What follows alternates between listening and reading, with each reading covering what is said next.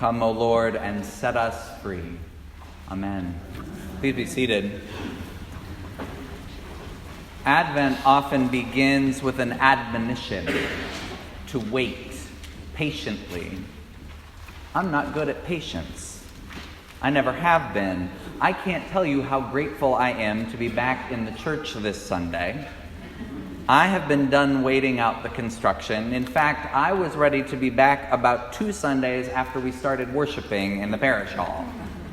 So thank you for your patience. Your patience helped me to have patience. I'm not a patient person. So you would think that Advent would be among my least favorite of the church's seasons. This patient time of expectation, of hope, of waiting. But in fact, you would be wrong. This is my favorite time of year. It's because Advent isn't just about biding time. And part of what I love about Advent is the music. The Advent hymns are some of the best in the tradition, if you ask me. There are so many good hymns, and the season is so short that in a couple of weeks at this service, we'll have a festival of lessons and carols without a sermon, just so that we can squeeze in some more of the Advent hymns. But for me today, the first Sunday of Advent, the first Sunday of the church year, it belongs to Johann Sebastian Bach. Wachet auf, Sleeper's Wake, which Jay played as a prelude for those of you who made it. It'll be the tune for our last hymn for those of you who didn't. It's one of my favorite pieces of music. The counterpoint in which Bach arranged the 2 traditional melodies, it has this special alchemy. You hear 2 distinct tunes as they play with one another back and forth. And Jay said to me at our staff meeting on last Wednesday, "Mike, you know this is one of the hardest hymns in the whole hymnal." And I said, "Yes." And Jay knows I am still impatiently waiting for our organ to arrive so that I can hear the piece played in all of its glory. You have a year. But Bach's music, it captures both the sleepiness and the urgency of Advent. Advent often begins with this admonition to be patient. But this morning, I want to capture the counterpoint. Because Advent also requires a certain holy impatience. Advent asks us to wait impatiently. The hour has already come for you to wake up, St. Paul tells the Romans. Be prepared, because the human one will come at a time you don't know, Jesus tells his disciples. Be alert, sleepers wake. Isaiah gives a promise.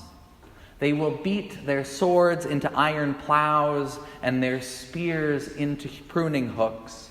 They will no longer learn how to make war.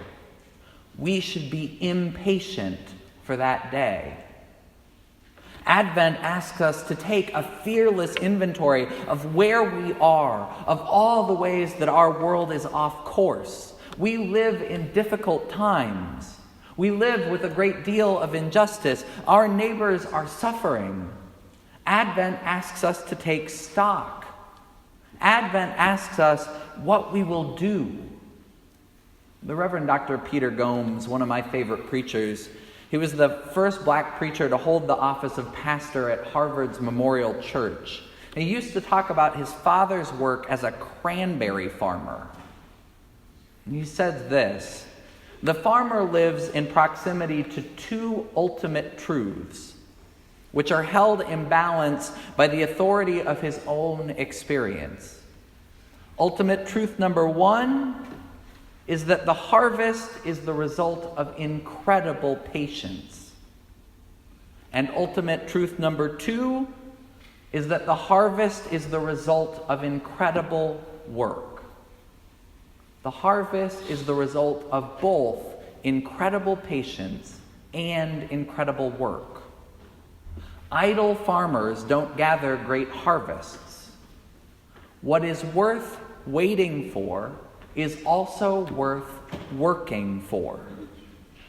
And Dr. Gomes, of course, was not just preaching about cranberries. We wait for, we work for the coming reign of Christ. As Christians, our patience and our holy impatience has a direction. We aren't waiting simply for Christmas. As far as the stores are concerned, Christmas started about 2 days after Halloween, anyway.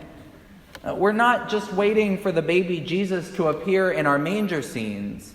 We are waiting for Christ to come in glory. We are waiting for justice to triumph over injustice. We are waiting for truth to triumph over the insanity of the news cycle. We are waiting for mercy and hope, and above all, for love to return and to reign. We are waiting for those weapons to be beat into more useful tools. So this Advent, I'm not going to counsel you to be patient. You've heard enough of those sermons.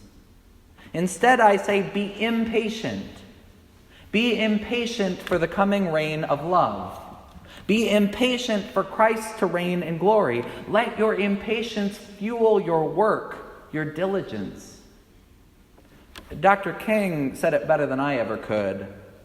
He wrote famously from a Birmingham jail, "Frankly, I have yet to engage in a direct action campaign that was well-timed in the view of those who have not suffered unduly from the disease of segregation. For years now, I have heard the word wait. It rings in the ear of every African American with piercing familiarity. This wait has almost always meant never. We must come to see, with one of our distinguished jurists, that justice too long delayed is justice denied." Have you ever noticed that it is always those in power who counsel patience? How often have legislators asked communities to be patient, to wait, to quiet down? How often have civic leaders promised solutions, improved schools, public transit, economic developments which will lift neighborhoods, and then followed their promises with the words, "Just wait"? As Dr. King reminded us, timing is everything. In questions of justice, impatience is everything. And because today is the first day of December, this is also a day on which we remember the activism and the lives of so many affected by HIV and AIDS. Today is World AIDS Day. And today reminds us that in the lifetime of many in this congregation, impatience has saved lives. Impatience has saved lives. World AIDS Day was first celebrated in 1988, just as the activism of ACT UP and other organizations was forcing the Reagan administration to start working to cure the virus. I was a little kid when HIV and AIDS became a major story. It took a lot of hard work, a lot of organizing to draw the nation's attention, and eventually the world's attention to the folks who were dying. When Ellis and I were first dating, we lived at a distance. Ellis was here in St. Louis, and I lived in Washington, D.C. And so we spent quite a few evenings on the phone together watching movies. It was a way to sort of be close, even across all those miles. We'd open up Netflix, and we'd count down 3, 2, 1 before hitting play. And one summer evening, we watched the documentary How to Survive a Plague. Before I saw the film, I knew vaguely about the LGBTQ community and their allies' fight to raise awareness about HIV. I knew vaguely about how intransigent the government had been in moving to work on the virus. I didn't know until I saw the documentary just how hard the fight had been. I'll never forget one particular scene. It was footage from 1992. A group of activists brought the ashes of their loved ones who had died of AIDS to Washington. They made a solemn procession from the Capitol to the White House lawn. They outflanked the guards and poured the ashes of their loved ones over the fence in protest of the administration's inaction on AIDS. At the time, I worked at a church a block from the White House.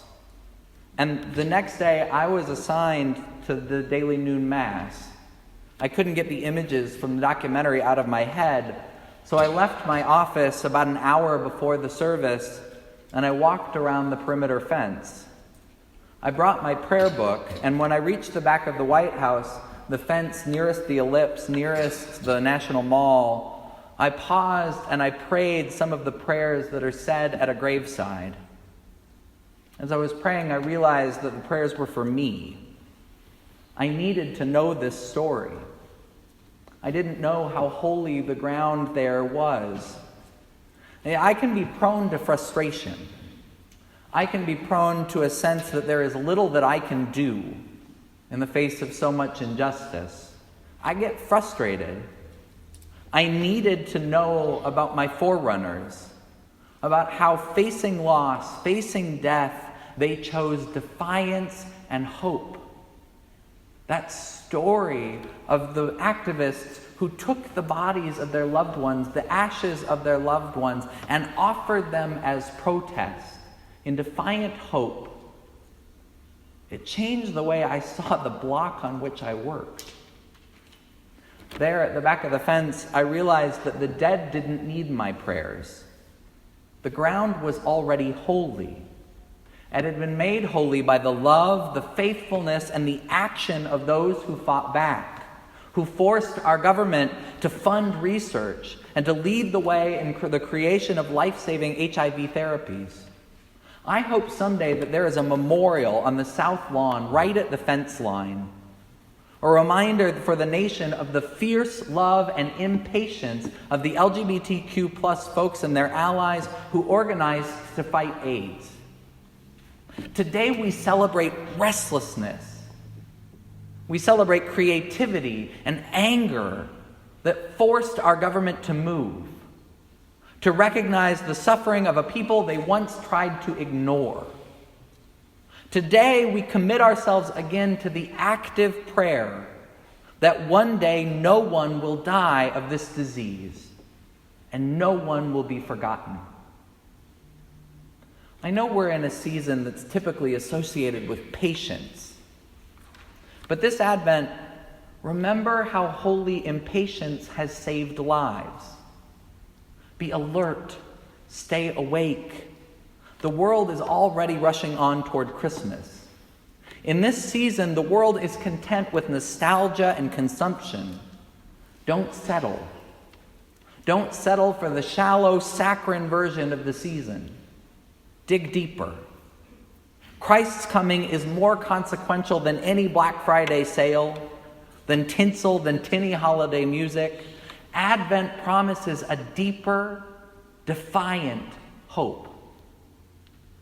Christians know that there is work to be done before we arrive at Christmas, before we arrive at the coming of Christ. While we wait, we also get busy. We prepare. We acknowledge that the world as it is not the world as it should be. We long for Emmanuel, God with us. We rejoice in the promise even as we hold those in power accountable. We're not simply waiting to tell a nice story about the arrival of a sweet child. Advent is the season when we await Christ's coming into the world. Advent is the time when we remember what is always true for Christians. We are a people of a promise. God's justice, God's mercy, God's love is coming, and we work for that for which we wait. Advent is a season of hope. It is a time of patience. It requires patience, but it is not the patience so often asked by the world. Don't just bide your time. Advent is a season of counterpoint. The quiet has a certain urgency. A little restlessness is necessary when the stakes are as high as the scripture tells us, when there are weapons to beat into pruning hooks. God is coming into this world. Truth and justice and love will reign. So wait impatiently. Amen.